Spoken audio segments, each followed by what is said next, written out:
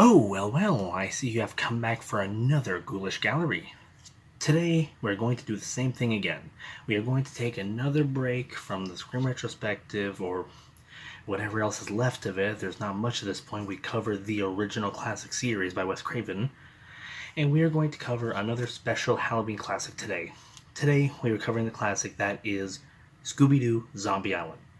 Scooby-Doo Zombie Island was one of the greatest things to ever come out, with the original OG creators themselves, William Hanna and Joseph Barbaria, back at the helm to do a straight-to-DVD movie, but a legend in the making. This movie would end up becoming so popular, it would end up creating what's now known as the Zombie Island series, or the Scooby-Doo finale series, due to the fact that these are the last few Scooby-Doo projects worked on by the original creators, Hanna-Barbera, before they sadly passed away. So, will I be covering all these in the future soon? Maybe. In later Ghoulish Galleries we will get to all of them. But for now, let's just get into the one that started it all. The OG that was Zombie Island. Another true Halloween classic.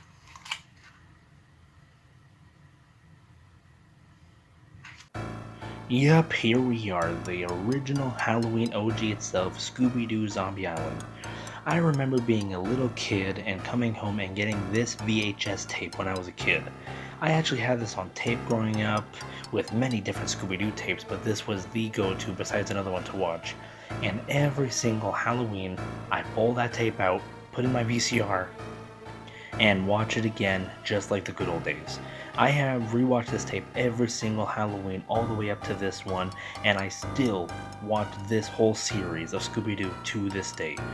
There's just something about this special that reeked Halloween.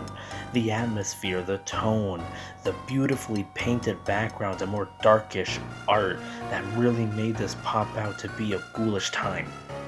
And the story was great. These 4 movies genuinely feel like a true finale to Scooby-Doo. It feels like after these 4 movies, the story is genuinely over. But that's a story for another time. Today we are here to just talk about Zombie Island.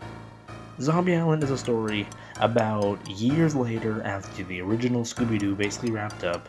The gang has all gone their separate ways after growing up and finding different careers and just genuinely getting bored of the entire, it always ended up being a fake guy in a mask situation.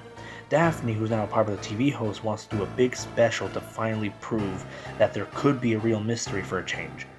Fred decides to take advantage of this to get the whole gang together and do one last hurrah in looking for a real mystery.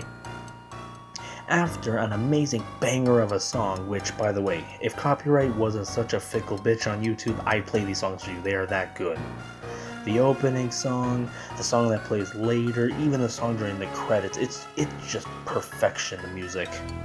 Who hasn't gone hyped up after hearing those sweet words, cause it's terror time again? I mean, every time I say that during Halloween season, people immediately know what I'm talking about, and immediately we get a high five pants drag into the alleyway and start jamming. Anyways, back to the story. They end up coming across this nice lady who tells them about an island she lives on that has a lot of creepy history behind it, which leads to us seeing all sorts of ghost pirates, zombies, and then they get shocked with a big truther that the zombies are real. We actually are in the middle of a real mystery, and I'm pretty sure you know it already, but for those that don't, I will save the ending and the twist for those who've seen it. The ending and twist is dark, and the tone is just done so serious.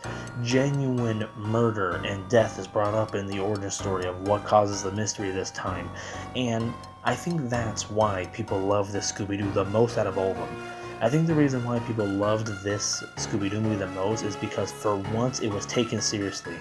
This is a real mystery, real creatures, a real threat.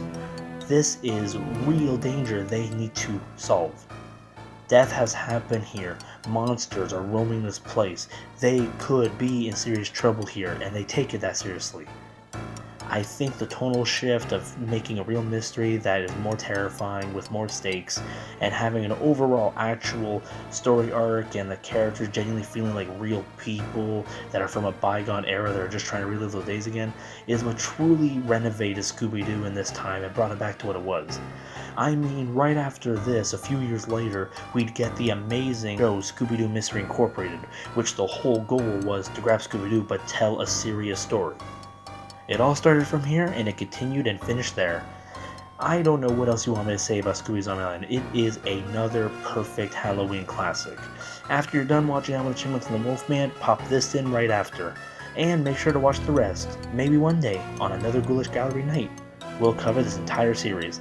But for now, pop in Scooby-Doo Zombie Island, grab your Halloween candy, carve a pumpkin, and get into the Halloween spirit. The arresting officer's report here. Assault the victim's head area repeatedly with the weapon of choice being a pair of bare fists. Wow, that sentence really flows, huh? Maybe you're not the literary type. Okay, so you mess him up. But why? Who was that guy? We couldn't ID him. Why would a guy like you do him like that? I didn't like his face? Well, you must have hated it, because you really went to town there. I mean, there's no way to tell what he looked like. No ID on him either. That must be difficult. But then we ran the fingerprints. Got a match. Your prints. Identical. Huh, how about that? Your son said you were wearing a white shirt when you took him to the game, but the white shirt is on the dead guy.